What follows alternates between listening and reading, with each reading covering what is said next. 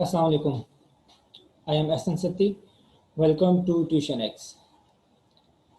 आप सब की रिक्वेस्ट के ऊपर हम लोग फिज़िक्स क्लास 10th की लेक्चर सीरीज़ लेकर आ रहे हैं। आज की जो वीडियो है ये चैप्टर 1 का इंट्रोडक्शन होगा। हम चैप्टर 1 को ब्रेक डाउन करेंगे, उसके टॉपिक्स के बारे में डिस्कशन करेंगे और देखेंगे कि ये चैप्टर कितना कॉम्प्लेक्स है या क्या ये चैप्टर वाकई में कॉम्प्लेक्स है और जो कॉन्सेप्ट्स हैं वो रियलिटी में कितने आसान हैं। So let's start.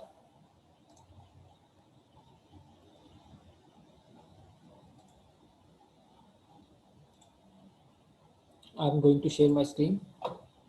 Yeah.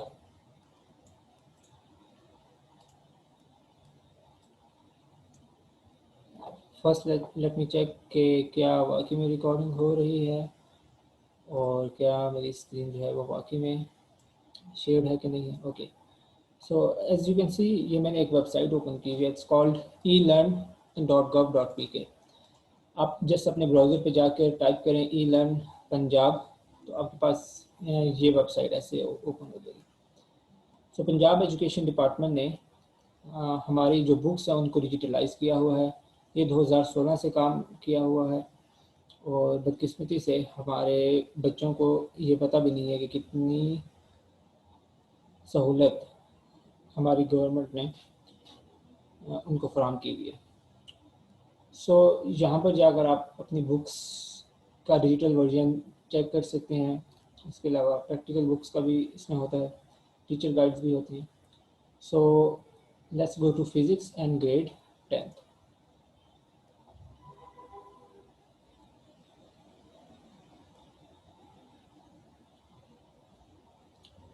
Well, it's taking some time, but thankfully मैंने पहले से एक वीडियो सॉरी ये टैब ओपन किया हुआ है। सो जो फिज़िक्स का चैप्टर 1 है इसमें है जी हमारे पास जो चैप्टर नंबर 1 है, it's called simple harmonic motion, then we have sound and then we have geometrical optics. So ये जो फर्स्ट 2 चैप्टर्स हैं ये दोनों एक दूसरे के साथ काफ़ी ज़्यादा इंटरलिंक्ड है। Let me start the spotlight. ये दोनों एक दूसरे के साथ इंटरलिंक्ड है। यू नो चैप्टर 1 में हम लोग पढ़ते हैं बेसिकली वेव्स को, बट वेव्स को समझने के लिए हमें फिनोमेना पढ़ना पड़ता है, एक मोशन की टाइप पढ़नी पड़ती है जिसको कहते हैं जी सिंपल हार्मोनिक मोशन। आप लोगों ने फिजिक्स के आई थिंक चैप्टर नंबर 2 या चैप्टर नंबर 3 में भी उसका नाम काइनेमेटिक्स था या डायनेमिक्स था, उसमें आपने मोशन की टाइप्स पढ़ी थी जिसमें एक टाइप थी जी वाइब्रेटरी मोशन। उसके अलावा भी डिफरेंट टाइप्स थी, rotatory motion, circular motion, translatory motion, random motion. But जो वाइब्रेटरी मोशन है उसको हम यहाँ पर स्टडी कर रहे हैं। और सिंपल हार्मोनिक मोशन ये भी एक वाइब्रेटरी मोशन की एक टाइप्स है। वेव्स जो हैं ये भी वाइब्रेटरी मोशन ही होती हैं ज़्यादातर। और साउंड वेव्स, आपको तो ये बचपन से ही बात पता होगी कि जी साउंड जो है वो असल में वाइब्रेशन से प्रोड्यूस होती है। तो उसके बाद डिफरेंट चैप्टर्स हैं, electrostatics, current electricity, electromagnetism, basic electronics. All of these 4 chapters they are interlinked with each other, and so is this chapter number 17, information and communication technology. Then this chapter, the chapter number 18 is a bit different from others. इसी तरीके से ये 2 chapters तो काफ़ी ज़्यादा एक दूसरे के साथ इंटरलिंक्ड हैं। साथ ही में ज्योमेट्रिकल ऑप्टिक्स का चैप्टर भी है जो कि थोड़ा सा इनके साथ इंटरलिंक्ड है। सो इसमें हम लाइट के बारे में हम पढ़ रहे थे, ऑप्टिक्स आगे ज्योमेट्रिकल ऑप्टिक्स। आपको पता है कि लाइट की प्रॉपर्टी है रिफ्लेक्शन और रिफ्रैक्शन। हम उन्हीं 2 प्रॉपर्टीज़ को हम पढ़ रहे थे, रिफ्लेक्शन ऑफ लाइट और रिफ्रैक्शन ऑफ लाइट। उसी की बेस की पर हम लोग लेंस और मिरर्स वगैरह को भी हम लोग स्टडी करते हैं। So let's jump into chapter 1। It has total of 5 sections. हमारी वीडियोस भी होंगी इन्हीं सेक्शंस के ऊपर हमने बनाई हुई होंगी। आप अभी की जो वीडियो आप देख रहे हैं इसमें हम इसका ब्रेकडाउन कर रहे हैं, उसके बाद हम वीडियो बनाएंगे जो कि होंगी जी सिंपल हार्मोनिक मोशन की होगी और उसमें 3 वीडियोस होंगी आपके पास, ठीक है। सो देन हम स्टडी करेंगे डैम्प्ड ऑसिलेशन को, वेव मोशन को फिर स्टडी करेंगे और वेव मोशन में हम लोग ये दोनों टॉपिक्स की अलग से वीडियोज आपके पास अवेलेबल होंगे। Then in the last we will study ripple tank. बच्चे बहुत डरते हैं इस रिपल टैंक से, आई डोंट, वो कहते हैं पता नहीं क्या बला है ये। अच्छा जी, सो जब आप इन सब के ऊपर क्लिक करते हैं तो ये साथ ही में ओपन हो जाता है नेक्स्ट, जहाँ पर उन्होंने आपको वीडियोस भी फराहम की हुई हैं। आप वीडियो के लिंक्स भी जाके देख सकते हैं, साथ में सिमुलेशंस भी होती हैं, क्विजेस भी होते हैं और टेक्स्ट बुक्स भी होते हैं। सिमुलेशंस में देखना चाह रहा था, ट्यूटोरियल है, बहुत बहुत ही इंटरेस्टिंग बना दिया जाता है। अगर कोई समझना चाहे तो ये काफ़ी इंटरेस्टिंग है।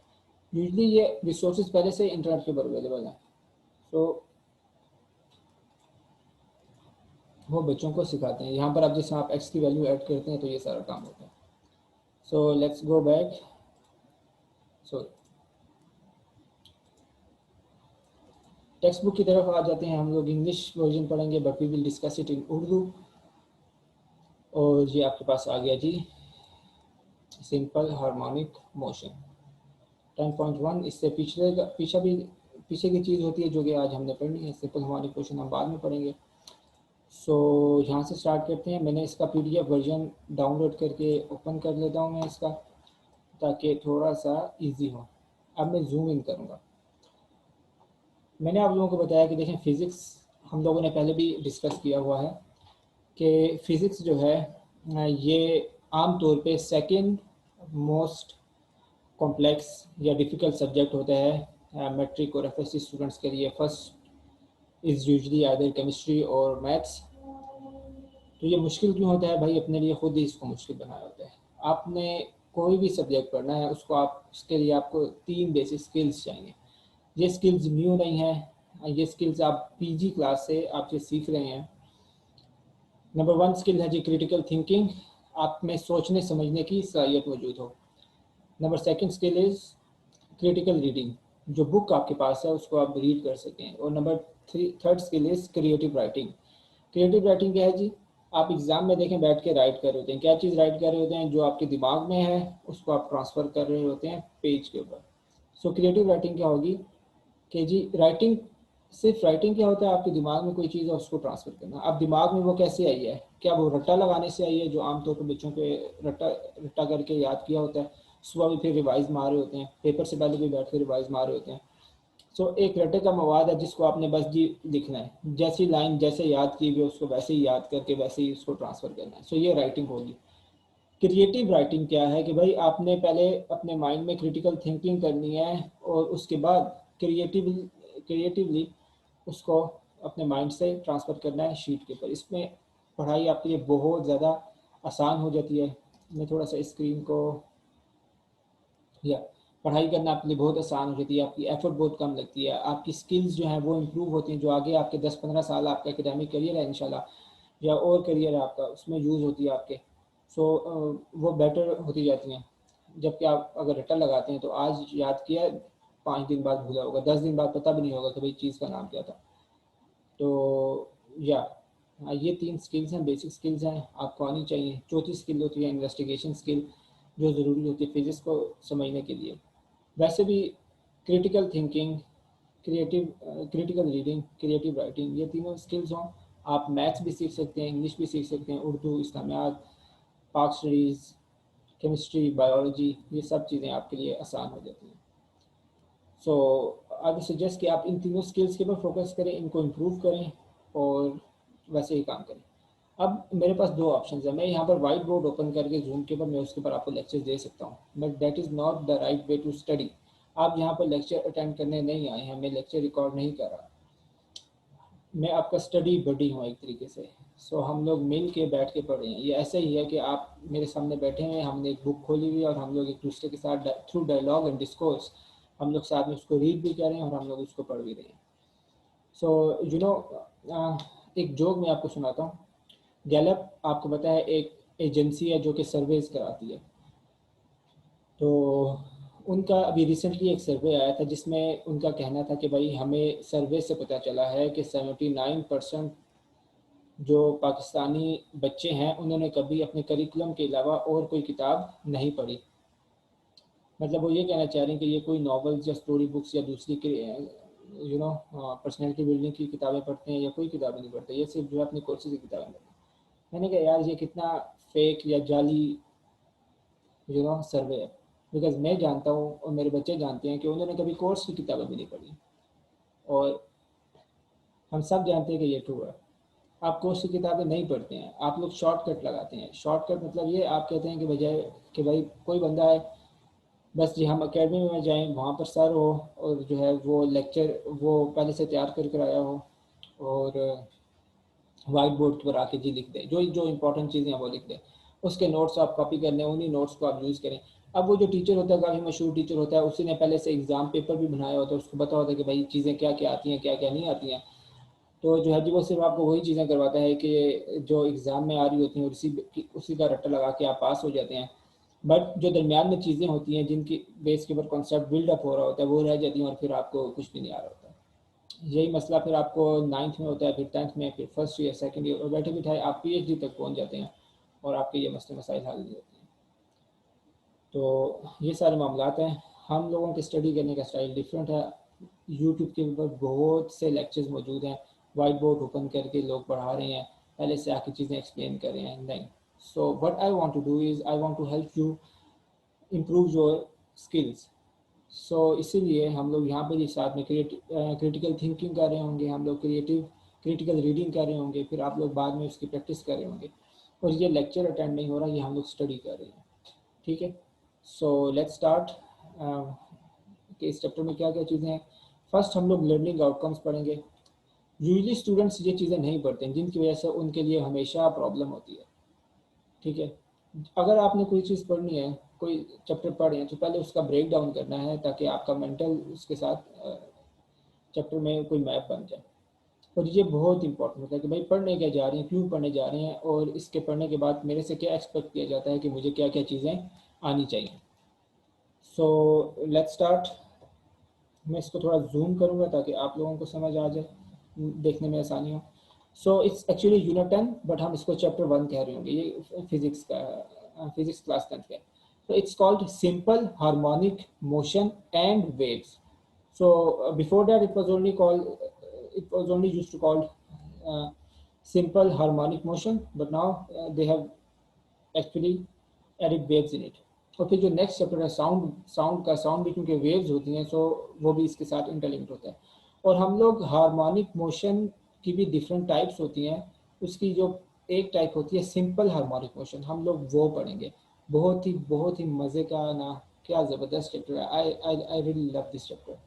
अच्छा, इसके लिए आपको पहले ज़रा पिछली ये तस्वीर देखनी है कि ये इसमें इलस्ट्रेशन में है क्या।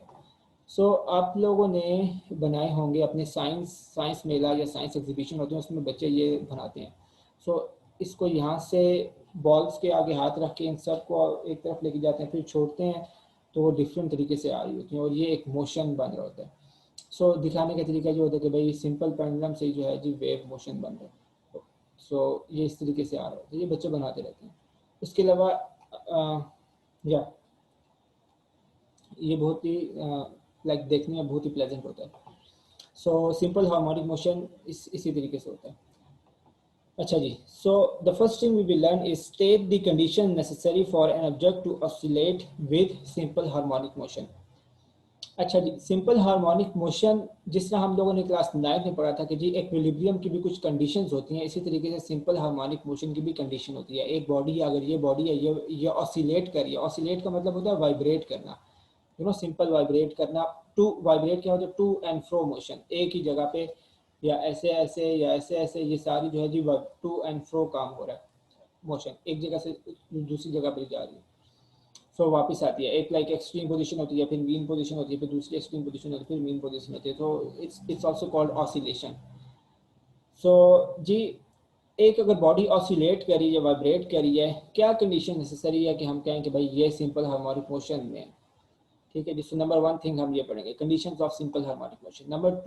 Number second thing, explain simple harmonic motion with simple pendulum ball and bowl examples. फिर हम लोग सिंपल हार्मोनिक मोशन की 3 एग्जांपल्स पढ़ेंगे।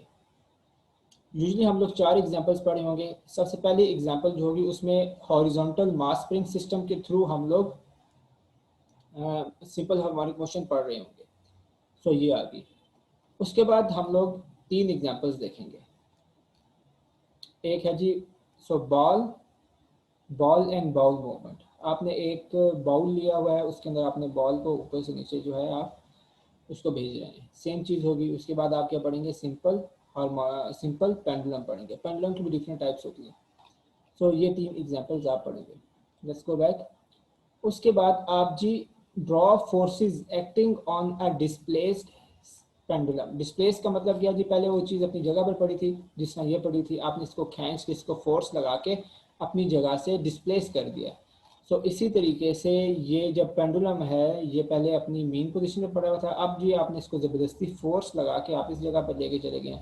सो ये डिस्प्लेस पोजीशन में, जब ये डिस्प्लेस पोजीशन में आया है तो इसके ऊपर फोर्सेस लग रही हैं। क्या जी, एक फोर्स ये, एक ये और एक ये है जी एम जी। आपको पता है ना, एम क्या है जी, मास, जी है gravitational acceleration, F is equal to m में से ये फोर्स बन रही है। एक फोर्स ये असल में सो आप इसको यहाँ पे लेकर गए, ग्रेविटी इसको यहाँ पे लेकर आ रही है, बट उसके दो कंपोनेंट्स हैं, दो क्या कहते हैं जी, परपेंडिकुलर कंपोनेंट्स हैं। सो एम जी साइन थीटा और एम जी कॉस थीटा, ये निकालना सिखाऊंगा। बहुत ही आसान चीज़ है, बहुत ही इंटरेस्टिंग चीज़ है, और ये सारी जितनी पढ़ेंगे भी। थीटा कहाँ से है, यहाँ से एंगल बन रहा होता है, उससे भी डिपेंड कर रहा होता है। अच्छा जी, उसके बाद आप क्या पढ़ेंगे, so then solve problems by using the formula T is equal to 2 pi L by g for simple pendulum. फिर आप लोग ये फार्मूला इसको यूज़ करेंगे, ये होता है जी टाइम पीरियड बताता है, टाइम पीरियड सिंपल पेंडुलम का। अच्छा, सो इसके ज़रिए आप लोग एक प्रैक्टिकल भी परफॉर्म करते हैं। आप वैल्यू ऑफ ग्रेविटेशनल एक्सेलरेशन वो फाइंड आउट आप कर सकते हैं इस फार्मूला के थ्रू।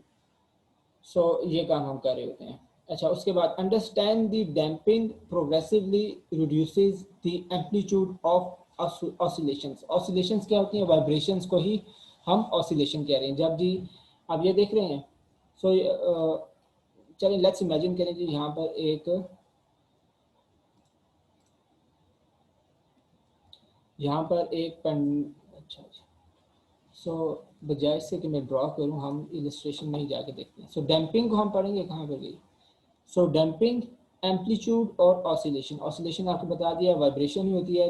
एम्पलीट्यूड क्या होता है, नाइन्थ में सबसे पहली चीज़ जो हम पढ़ते हैं चैप्टर 1 फिजिकल क्वांटिटीज़ में, फिजिकल क्वांटिटी में। सो इसीलिए हम वहाँ पर हम लोग पढ़ते हैं मैग्नीट्यूड। मैग्नीट्यूड क्या होती है, मिकदार।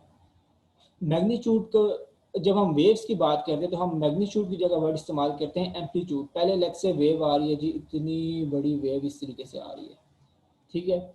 सो ये जो एक्सट्रीम एंड्स होंगे ना वेव के, वो उसका एम्पलीट्यूड होंगे, कितना वो मीन पोजीशन से कितना वो आगे एम्पलीट्यूड है, ठीक है। और डैम करना क्या होता है जी, कि आहिस्ता आहिस्ता वो वेव खत्म हो जाए।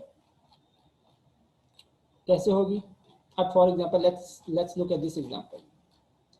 सो जी ये है horizontal mass spring system, mean position पे पड़ा था जी, आपने इसको डिस्प्लेस किया, फोर्स लगाई, उसके बाद आपने इसको रिलीज किया।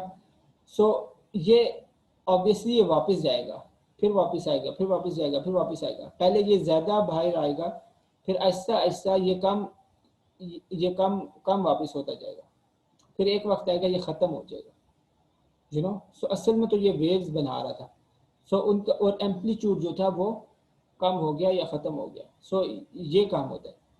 डैम्पनिंग क्या होता है कि वेव का एम्पलीट्यूड जो है वो आहिस्ता आहिस्ता कम कर दें, और यही हमारा वो पॉइंट था समझने का। वैसे डैम्पर्स किसको कहते हैं, आपकी गाड़ी में जो आपके शॉक अब्जॉर्बर्स होते हैं, जब गाड़ी खड्डे में लगती है तो वो ऑसिलेट करती है। वो डैम्पर्स क्या करते हैं कि जी उस ऑसिलेशन को बंद करे, वरना ऐसे हो जी आप जा रहे हैं एक खड्डे में लगी है और अगले गाड़ी इसी तरह इसी तरह इसी तरह इसी तरह इसी तरह होती रहे, ऐसा नहीं होता। गाड़ी खड्डे में लगती है, उसके बाद एक ही वाइब्रेशन, दो वाइब्रेशन लेके सीधी हो जाती है, क्योंकि वो जो शॉक अब्जॉर्बर्स होते हैं वो असल में उनका एम्पलीट्यूड कम कर रहे होते हैं। वो जो वाइब्रेशंस आपकी गाड़ी में पैदा हो जाती हैं जब आपका टायर किसी पॉट होल में लगता है, ठीक है जी। I hope that makes it clear. और ये बहुत ही मज़ेदार चैप्टर है अगर इसको सही तरीके से समझ के पढ़ा जाए। Describe wave motion as illustrated by vibrations in rope, slinky spring and experiments in water waves. So wave motion की बात करते हैं, यहाँ से वेव स्टार्ट हो जाएगा, पीछे पॉइंट्स में सिंपल हमारी क्वेश्चन खत्म हो गया। और ये सिर्फ होता है 10.1 और 10.2 में। ठीक है, 10.3 से हम लोग वेव्स की बात करते हैं और वेव मोशन की बात करते हैं। सो पहले आपको एग्जांपल देके बताएगा जी वेव कैसे हो रही थी। एक रस्सी को पकड़ के दीवार के साथ लगा के आगे पीछे करेगा, जर्क करेगा तो जी अगर देखो ना जी ये वेव्स प्रोड्यूस हो रही हैं। साथ में स्लिंकी स्प्रिंग होगा, जो आपके बॉल पॉइंट के जो स्प्रिंग होता है उसको आप खींचें इस तरीके से करें तो वेव्स प्रोड्यूस हो जाती हैं, या उसको पकड़ के आप करेंगे तो वेव्स। इसी तरीके से आप पानी के अंदर भी आप हाथ अपना मारें तो वेव्स प्रोड्यूस होती हैं, वो वेव्स जारी होती हैं। कभी आप पॉन्ड पर जाते हैं, वहाँ पर आप जाके पत्थर थ्रो करते हैं, जब वो पानी में गिरता है तो वेव्स जो हैं वो पैदा होती हैं और वो एक्सपैंड हो रही होती हैं और आहिस्ता आहिस्ता वो ख़त्म भी हो जाती हैं। सो डैम्पनिंग भी यहाँ पर आ गई और ये सारा काम हो गया। अच्छा जी, अब ये वाला पॉइंट बहुत ही इंपॉर्टेंट है। Describe the waves are means of energy transfer without transfer of matter. Waves क्या करती हैं? वेव्स एनर्जी को एक पॉइंट से दूसरे पॉइंट पे ट्रांसफर करते हैं, सिर्फ और सिर्फ एनर्जी को, मैटर को नहीं, मैटर को नहीं। ठीक है जी। सो ये बहुत ही मजे की चीज़ है। सो लेट्स से हो क्या रहा है, मैं यहाँ पर खड़ा हूँ एक पॉन्ड के बैंक पे खड़ा हूँ। वहाँ पर खड़े होकर जी मैंने पत्थर उठाया है, उस स्टोन को मैंने थ्रो कर दिया है। जब वो उस स्टोन में एनर्जी है, जब मैं उसको फोर्स लगा के फेंक रहा हूँ और जब वो वाटर में जाके गिरता है तो वाटर में एनर्जी पैदा होती है और वो वेव्स होती हैं उस एनर्जी को डिस्पर्स कर रही होती है। ठीक है जी, बात समझ आ रही है? सो वो एनर्जी ट्रांसफर हो रही होती है, वो जो वेव्स अपनी जगह से इधर से उधर जा रही होती हैं। मैटर ये नहीं होता कि पानी उस जगह पर जा रहा होता है, नहीं, पानी अपनी जगह पर खड़ा होता है और वो ऐसे ऐसे करके ऐसे ऐसे बस उसमें से एनर्जी स्प्रेड हो रही होती है। और इसी के ऊपर हम लोग एक्सपेरिमेंट करके इसको प्रूव करते हैं। यही मसला था जी, मैं कहता था यार ये बात मानने वाली नहीं है, मेरे ख्याल में पानी जो है ना जी वो ट्रांसफर होता है तो मैटर ही ट्रांसफर हो रहा होता है, एनर्जी ट्रांसफर नहीं हो जाती। सो इसके लिए हम लोग रिपल टैंक वाला एक्सपेरिमेंट करते हैं तो, और उसके जरिए हम प्रूव करने देखो भाई कहाँ मैटर ट्रांसफर हो रहा है, सिर्फ एनर्जी ट्रांसफर हो रही है। सो उसके बाद की बात आ गई distinguish between mechanical and electromagnetic waves. उसके बाद वेव्स की बेसिकली दो टाइप्स होती हैं, एक होती है मैकेनिकल वेव्स और एक होती है जी इलेक्ट्रोमैग्नेटिक वेव्स। मैकेनिकल वेव्स को ट्रांसफर होने के लिए मैटर की ज़रूरत होती है, इलेक्ट्रोमैग्नेटिक वेव्स को ट्रांसफर होने के लिए मैटर की ज़रूरत नहीं होती है, मैटर एज अ मीडियम कि वो उसके अंदर से जाए। ठीक है, अब जिस तरह मैं आपको बताता हूँ कि सन जो है, सन वहाँ से हमें लाइट रेज आ रही हैं। सन और अर्थ के दरमियान में वैक्यूम है, एटमॉस्फेयर नहीं है। सो सन से जो लाइट रेज हैं वो कैसे आ रही हैं यहाँ पे? बिकॉज वो लाइट रेज इस वजह से आ रही हैं कि वो इलेक्ट्रोमैग्नेटिक वेव्स हैं और वो ट्रैवल कर सकती हैं मैटर के बगैर। मीडियम दरमियान में कुछ भी ना हो, वैक्यूम हो, तो वो फिर भी ट्रैवल कर सकती हैं। बट जो मैकेनिकल वेव्स हैं वो ट्रैवल नहीं कर सकती है। जैसे कि हमें पता है कि सन के ऊपर क्या होते हैं जी, धमाके होते हैं। उन एक्सप्लोजन्स की वजह से वहाँ पे साउंड भी प्रोड्यूस होती है और वहाँ पर लाइट भी प्रोड्यूस होती है, वो लाइट ट्रैवल करके हमारे पास आती है। बट वो सन की जो धमाकों की साउंड है, एक्सप्लोजन की साउंड है, वो हमें नहीं आ रही बिकॉज दरमियान में वैक्यूम है। साउंड को ट्रैवल करने के लिए साउंड जो है वो मैकेनिकल वेव की एक टाइप है। इसकी भी आगे दो तरह की टाइप्स होती हैं, वो बेस करते हैं कि किस तरीके से वो वाइब्रेट कर रही है चीज़। सो बस ये बात थी। अच्छा जी, identify transverse and longitudinal waves in mechanical media, single slinky springs, slinky and springs. So इसी तरीके से जो ट्रांसवर्स मैकेनिकल वेव्स दो टाइप्स की होती है, एक होती है जी ट्रांसवर्स वेव और एक होती है लॉन्गिट्यूडनल वेव। ठीक है, और इसको मैकेनिकल मीडिया, मीडिया मतलब मीडियम आ गया, और स्लिंकी एंड स्प्रिंग्स के जरिए हम लोग वहाँ से बताएंगे। जिस ना वो रोप को करके जर्क देके बता रहे थे कि उसमें आपको वेव जाती भी नजर आती है, इसी तरीके से आप स्प्रिंग के में जब आप करते हैं आपको वेव नजर आ रही होती है। I have already discuss this. फिर हम लोग वेव्स को फिजिक्स में हम जस्ट थ्योरी डिस्कस नहीं करते हैं, हम लोग क्वांटिफाई भी करना होता है। तो क्वांटिफाई करने के लिए हमें वेरिएबल्स चाहिए होते हैं, सिंबल्स के तौर पे हम यूज़ करते हैं। सो वेरिएबल स्पीड, जब हम वेव की बात करेंगे या वेव के साथ कैलकुलेशन परफॉर्म करेंगे, 3 या 4 बेसिक चीज़ें हमें चाहिए होती हैं। नंबर 1 स्पीड, उस वेव की स्पीड क्या है, वो किस स्पीड से ट्रैवल कर रही है, उस वेव की फ्रीक्वेंसी क्या है, उस वेव की वेव लेंथ क्या है, और उस वेव का टाइम पीरियड क्या है। सो ये सब इन वेरिएबल से सिंबलाइज किया जाता है। और उसका एम्पलीट्यूड क्या है, एम्पलीट्यूड का देखें कोई सिंबल नहीं है। ठीक है, क्रस्ट क्या होती है, ट्रफ क्या होती है। सो क्रस्ट किसको कहते हैं? पी, वैसे समिट को कहते हैं या पी को कहते हैं? समिट क्या है? एक पहाड़ी की जो ऊपर वाली चोटी है उसको पीक कहते हैं या समिट भी कहते हैं और क्रस्ट भी कहते हैं। सो अगर वेव ऐसे बन के जा रही है तो उसकी ऊपर वाली चीज़ को हम क्रस्ट कहते हैं और जो नीचे वाली चीज़ है उसको हम ट्रफ कह रहे होते हैं, ट्रफ। ठीक है, साइकिल एक पूरा ऐसे होता है। और कंप्रेशन क्या चीज़ होती है, रेयर फ्रैक्शन क्या चीज़ होती है। लॉन्गिट्यूडनल वेव्स में हम कंप्रेशन और रेयर फ्रैक्शन कह रहे होते हैं, ट्रांसवर्स वेव में हम लोग क्रस्ट और ट्रफ कह रहे होते हैं। फिर हम इक्वेशन को ड्राइव करेंगे, जो एग्ज़ाम में आती थी। अच्छा, उसके बाद हम लोग कुछ प्रॉब्लम्स को सॉल्व करेंगे। फ्रीक्वेंसी और टाइम का क्या रिलेशनशिप है, फ्रीक्वेंसी क्या चीज़ होती है, आप वन को डिवाइड करें टाइम पीरियड से, सो फ्रीक्वेंसी निकल आती है, it's number of cycles per second. So speed is equals to F into lambda आ गया। इसी तरीके से डिस्क्राइब प्रॉपर्टीज ऑफ वेव, फिर हम वेव्स की कुछ प्रॉपर्टीज़ को डिस्कस करेंगे जिसमें आगे रिफ्लेक्शन, रिफ्रैक्शन, डाइफ्रैक्शन और हम जो है जी रिपल टर्म के थ्रू हम उसको इंशाल्लाह एक्सप्लेन करेंगे। So after reading this chapter you will be able to explain कि भाई अब ये चीज़ इंपॉर्टेंट है, यहाँ से पता चलता है कि एग्जाम में क्या चीज़ आएगी क्या चीज़ नहीं आएगी। Explain the diffraction of radio waves but not of TV waves, transmission can be heard in such areas where the waves can not reach directly. देखें, एक पहाड़ी है, मैं पहाड़ी के इधर खड़ा हूँ और रेडियो मैंने लगाया हुआ है, यू नो। अब रेडियो वेव्स जहाँ से आ रही हैं इस पहाड़ी के थ्रू होती हुई मेरे रेडियो में कैसे आ जाती हैं। सो ये फिनोमिना, इसको डायफ्रैक्शन कहते हैं और इसका पेपर में क्वेश्चन भी आता है, बहुत ही मज़े की चीज़ है। ठीक है, और यहाँ पर ये ख़त्म हो जाएगा, उसके बाद आ जाएगा जी simple harmonic motion. So let's इसको जल्दी से देखते हैं, इनको पेजेस को पलटा पलटा के कि भाई इसमें हो क्या रहा है। सो पेज नंबर 2 है, वहाँ से स्टार्ट हो जाता है जी सिंपल हार्मोनिक मोशन। हम लोग इसको देखते हैं जी, 10.1 होगा, सिंपल हार्मोनिक मोशन है। फ़ौरन हम उसको पढ़ेंगे। देखें, कुछ थोड़ी सी लाइंस भी एक्सप्लेन नहीं की हुई हैं, सीधा पहले वो एग्जांपल के थ्रू आपको ले आता है ताकि आपको पता चले कि क्या होगा। Motion of mass spring to attach, तो वहाँ से बता रहा होता है स्प्रिंग है, आगे पीछे उसको कर रही होती हैं तो ऑसिलेशन हो रही होती है स्प्रिंग में। उस ऑसिलेशन को ये कहेगा कि जी ये सिंपल हार्मोनिक ऑसिलेशन है। आप लोग उसकी इक्वेशन डिराइव करेंगे, स्प्रिंग कांस्टेंट निकालेंगे और उसके बाद जी आपको बताएगा कि जी सिंपल हार्मोनिक मोशन होता क्या है। और उसके बाद आप लोग कंडीशंस की भी बात करेंगे, फिर आप लोग टाइम पीरियड निकालेंगे इसका, इसी इसी का टाइम पीरियड आप निकालेंगे। यहाँ से आप न्यूमेरिकल्स भी सॉल्व कर रहे होंगे। और उसके बाद आ जाएगी जी ये वाला एग्जांपल होगी। उस एग्जांपल के बाद आप लोग पढ़ेंगे सिंपल पेंडुलम की एग्जांपल। सिंपल पेंडुलम की एग्जांपल बहुत सिंपल है, इसको पता नहीं, आई डोंट नो बच्चे क्यों इतना परेशान होते रहते हैं लेके। ये चीज़ें भी पहले से पढ़ी हुई हैं। परपेंडिकुलर कंपोनेंट्स ऑफ फोर्स, ये सारी सारी आपने पहले से पढ़ी हुई है, उसको यहाँ पे लगा रहे होते हैं। और आपसे डिराइव तो नहीं करवाता, लेकिन ये आ जाता है कि time T is equal to 2 pi L divide by g under root में होता है ये। सो और इसी को यूज़ करके फिर आप लोग न्यूमेरिकल्स भी सॉल्व करेंगे। फिर सिंपल हार्मोनिक मोशन की डेफिनेशन एक्सप्लेन करेगा और साथ में सिंपल हार्मोनिक मोशन की कंडीशंस एक्सप्लेन करेगा।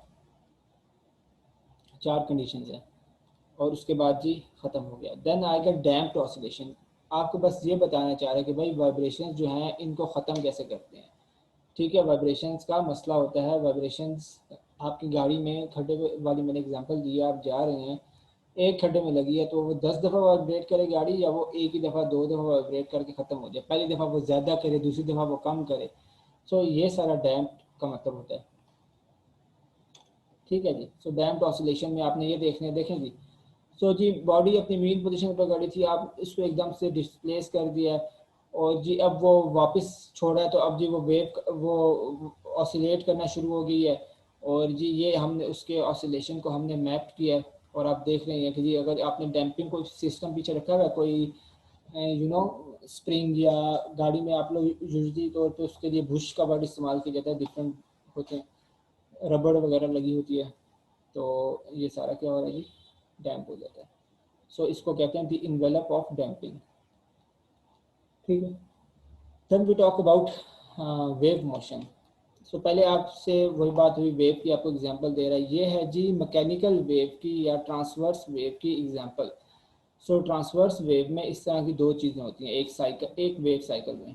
सो सबसे पहले आपने रस्सी बांधी, उसको आपने जर्क कर रहे हैं बार बार, बच्चे में बच्चे करके ये काम देखते रहते हैं जो खासतौर पर शरारती बच्चे होते हैं। सो पहली वाली जो जो पीक होती है उसको क्रेस्ट कहते हैं और जो डेप्थ होती है उसको क्या कहते हैं जी, ट्रफ कहते हैं। सो मैकेनिकल वेव दो तरह की होती है, पहली टाइप ट्रांसवर्स वेव जिसकी यहाँ पर दे दी है उसने, दूसरी टाइप होती है जी ये वाली मैकेनिकल वेव की, ये होती हैं जी लॉन्गिट्यूडनल वेव, ये इस तरीके से हो रही होती हैं। इसमें आप स्प्रिंग को यूं खींच रहे हैं, इस तरीके से खींच रहे हैं। सो यहाँ पर आप दो तरह की चीज़ें ऑब्जर्व करेंगे, एक ये चीज़ और बाकी ये चीज़। यहाँ पर स्प्रिंग कंप्रेस हुआ हुआ है और यहाँ पर स्प्रिंग डी कंप्रेस हुआ हुआ है।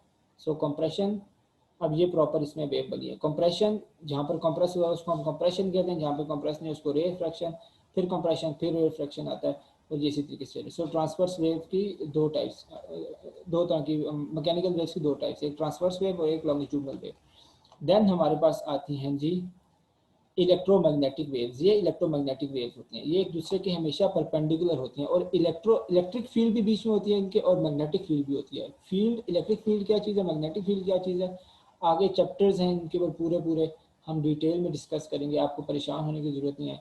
अभी for the sake of understanding आप बस ये समझ लें कि जो इलेक्ट्रोमैग्नेटिक वेव्स होती हैं ये असल में फील्ड्स के ऊपर बनी होती हैं, और ये इसमें इलेक्ट्रिक फील्ड भी होती है, मैग्नेटिक फील्ड भी होती है, दोनों एक दूसरे के परपेंडिकुलर होती हैं, और ये इसी तरीके से एक दूसरे के ऊपर ये मोशन वाइब्रेट कर देती है। और यहाँ पर पहले भी मैं बता चुका हूँ कि इलेक्ट्रोमैग्नेटिक वेव्स को बिल्कुल भी ज़रूरत नहीं होती है मैटर की ट्रांसफ़र होने के लिए, ट्रांसवर्स वेव को और लॉन्गिट्यूडनल वेव्स को ज़रूरत होती है।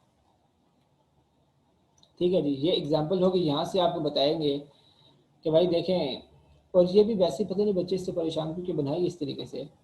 अच्छा, सो इसमें होगा कि आपको बता रहा होगा कि जी वेव्स जो है ना वो क्या करती हैं, वो सिर्फ और सिर्फ एनर्जी ट्रांसफ़र करती हैं, वो मैटर ट्रांसफ़र नहीं करती हैं। सो एक टब रखा होगा, उसके अंदर पानी डाला हुआ है, और जी पेंसिल से आप बस मार रहे हैं, ये पेंसिल भी अजीब सी बनाई है, यहाँ पर कॉर्क रखा हुआ है। अब कॉर्क का नाम सुन के बच्चे परेशान होते हैं, यार प्लास्टिक का ग्लास रखा हुआ है वो डूबेगा नहीं, या कोई मगा या कप रखा हुआ है। सो अब ये चीज़ यहाँ पर आप इसमें वेव्स बनाएं, आप देखेंगे कि ये जो भी आपने प्लास्टिक की चीज़ रखी होगी जो फ्लोट कर रही होगी, वो अपनी जगह पे फ्लोट भी कर रही होगी और ऊपर नीचे वाइब्रेट भी कर रही होगी।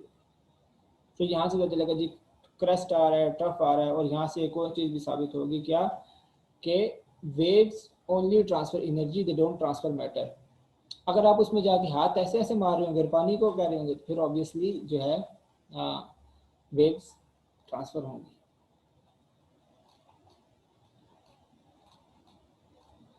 सो या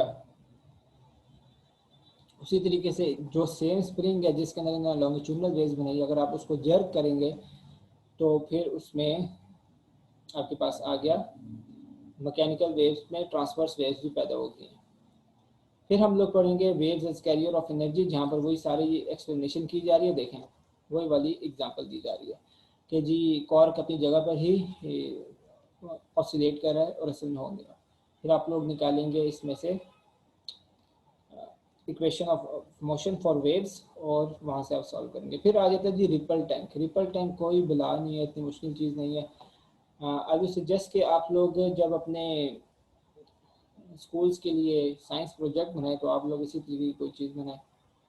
so this is a ripple tank, इसमें बस पानी दिया हुआ है, नीचे गिलास रखा हुआ है, ऊपर लैंप लगाया होता है। सो हो ये रहा होता है कि जी क्रस्ट और ट्रफ्स जो होती हैं वो आपको आप डिफ्रेंशिएट कर सकते हैं। नीचे इस तरीके का बन जाता है, ये लाइंस बनी हुई होती हैं, वाइट लाइन और black line. So white line जो होती है वो कुछ और, वो क्रस्ट आइदर होगी या वो ट्रफ होगी, इन दोनों में से कोई एक काम होगी। जब हम पढ़ेंगे so we will see it. और यहाँ पर बैठ के हम लोग ऑब्जर्व करेंगे रिफ्लेक्शन ऑफ वेव्स, ये रिफ्लेक्शन ऑफ वेव्स हो रही है। तो यहाँ पर ही फिर बात आ जाती है angle of incident, angle of reflection. बच्चे परेशान हो जाते हैं, ये एंगल ऑफ इंसिडेंट क्या चीज़ है, इंसिडेंट, इंसिडेंट क्या होता है, कोई चीज़ नहीं होती है, आसान होती है। So then we will discuss the refraction. So refraction अभी दोबारा, एंगल ऑफ इंसिडेंट आ गया, एंगल ऑफ रिफ्रैक्शन आ गया, क्या चीज़ होती है। उसके बाद आ जाएगा जी डायफ्रैक्शन, जो अभी हमने एग्जांपल की बात की थी कि भाई एक पहाड़ी बनी हुई है, बंदा यहाँ पर खड़ा है, उसको कैसे आ रही है। सो होगा क्या जी, जब स्लिट है, सो ये होना तो ये चाहिए था कि जी जो पीछे से साउंड वेव आ रही है या वाटर वेव भी बना रही है, वो यहाँ से बस इतनी सी जा रही होती है, ऐसा नहीं होता, वो हर एरिया में जा रही होती है। सो यहाँ से प्रूव करेंगे कि जी ये वेव होती है, ये डाई डायफ्रैक्ट फैक्ट करती हैं। सो यहाँ पर मैंने ज़्यादा जूम करके दिखाया भाई, ये भी उसी तरीके से हो रहा होता है। अच्छा नहीं, ये this is something else. Activities वगैरह होंगी, then you have summary, and then you have some multiple choice and question answers. अच्छा जी, हमारी एक सेपरेट से वीडियो है जिसके अंदर हमने ईयर 2021 के लिए गवर्नमेंट ने जो सिलेबस रिड्यूस किया है उसकी गाइड हम डिस्कस कर रहे हैं डिटेल के अंदर। और या आप वो वीडियो देखेंगे तो फिज़िक्स की, केमिस्ट्री की, बायो की, हर सब्जेक्ट की अलग अलग से हम लोगों ने किया हुआ है। या फिर हम इवेंट भी हम ऑनलाइन कर लेंगे जिसके अंदर आप लोग अपने क्वेश्चन आंसर्स भी डिस्कस कर सकते हैं। So I am so much excited to know study this chapter with you. So I hope आपको इस वीडियो में जो हमने डिस्कशन किया उससे फ़ायदा हुआ होगा। अगर आपने कोई चीज़ अपनी तरफ से डिस्कस करनी है so you can contact us. नीचे हमारा फेसबुक पेज और इंस्टाग्राम पेज का लिंक गिवन है, हमारा फ़ोन नंबर भी गिवन है, आप लोग हम पे व्हाट्सएप के थ्रू कांटेक्ट कर सकते हैं और इसी तरीके से हमारे फेसबुक और इंस्टाग्राम के ऊपर कांटेक्ट कर सकते हैं। हमारी लाइव क्लासेस भी होती हैं और लाइव क्लासेस रिकॉर्डेड लेक्चर से थोड़ा डिफरेंट इसलिए होती हैं बिकॉज वहाँ पर हम लोग एक दूसरे के साथ कम्युनिकेट कर सकते हैं। So through dialogue and discourse हम लोग एक दूसरे के साथ कर सकते हैं। So those who are interested please आप लोग हमसे कांटेक्ट करें। इंशाल्लाह हमारा कोई ना कोई काउंसलर जो है वो आपको ट्रायल क्लास में बिठवा देगा। सो या till next video, take care और काइंडली इसको एक दफ़ा स्टडी भी कर लीजिएगा। ठीक है जी, अल्लाह हाफिज़।